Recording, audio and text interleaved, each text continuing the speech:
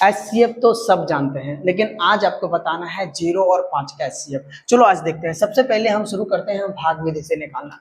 0 और 5 में जो छोटा है उसे आप पहले ले लो और इसके बाद आप 5 लिख दो। आप कहोगे सर 0 के पहाड़ा में 5 आता है क्या? तो 0 के पहाड़ा में 0 बार पढ़ेंगे 0 आएगा, 0 के पहाड़ा एक बार पढ़ेंगे 0 आएगा। आप 0 के पहाड़ा जितने बार भी पढ़ोगे 0 ही आना है, तो 5 तो आता नहीं, तो उससे कम क्या हो जाएगा सर? 0 हो जाएगा। कितने बार में? आप जितने बार भी पढ़ोगे 0 ही आना है, तो सर ये फिक्स वैल्यू नहीं है। यह कह नहीं सकते कि कितना आएगा, लेकिन इससे लेना देना भी नहीं है कुछ। आप घटा लो बस, 5 में 0 जाएगा तो 5 आ गया। एचसीएफ कहता है कि जब तक पूरा का पूरा डिवाइड नहीं हो जाता, पूरा कट नहीं जाता, तब तक आप लगातार भागा देते रहना है।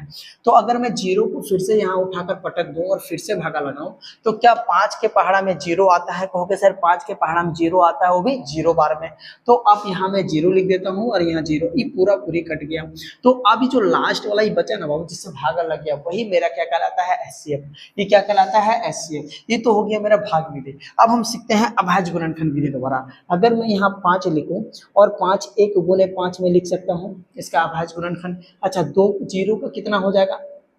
0 1 गुने 0 गुने 5 गुने आप कुछ भी लिख दो, गुने आप कुछ भी लिख दो, क्योंकि गुना करने पर तो ये 0 ही आना है, तो इससे कोई दिक्कत नहीं। अभी दोनों में अगर आप देखोगे कॉमन, बाकी सबका जरूरत नहीं है मुझे, तो मैं इसे मिटा देता हूँ, इसका कोई काम नहीं। अगर मैं एचसीएफ देखूं तो इन दोनों में कॉमन कौन सा आ रहा है? तो कहोगे सर ये 5 कॉमन आ जा रहा है, इसीलिए यहाँ एचसीएफ इसका क्या होगा? 5। हो सकता है इस समझ में उतना ना आया हो, मैं आपको उदाहरण दूसरा देकर समझाता हूँ। जैसे अगर इन दोनों में कम कौन है, छोटा कौन है? 6 और 16 से अगर आप भागा लगा दोगे तो 6 का पहाड़ा में कितने बार में? 2 12, और ये कितना हो जाएगा? 4।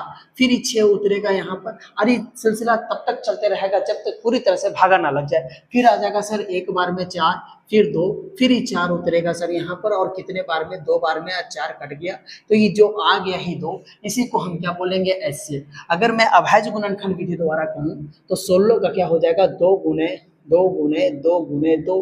बेसिकली मैंने एलसीएम ले लिया 16 का, अब निकाल लेना, यही से जाने वाला है। फिर इसके बाद 2 का 6 का कितना हो जाएगा?